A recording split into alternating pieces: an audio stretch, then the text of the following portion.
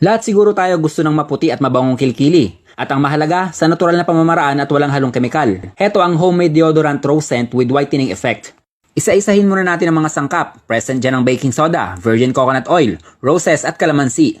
Gawa muna tayo ng virgin coconut oil. Pag nagmantika na siya, salain nang makuha ang mantika. Optional ang paglagay ng roses. This time, lagyan natin ng roses. Dagdag aroma at ang roses ay nakakapagpaganda ng ating kutis. Once medyo magkulay lavender na ang roses, pwede mo na yang hanguin at salain. Pigain lang maigi ang roses para makuha ang mantika at amoy ng roses. Sa pagmix ng mga sangkap, isang nyog lang pala ang ginamit ko dyan. 3 kutsarang kalamansi, 1 kutsarang baking soda. Normal yung bumula pag naglagay ng baking soda. Ayan ang pangunahing sangkap para pumuti ang ating kilikili. Dagdag mo pa dyan ang kalamansi na napigil sa mikrobyo na namumuhay sa mundo ng ating kilikili.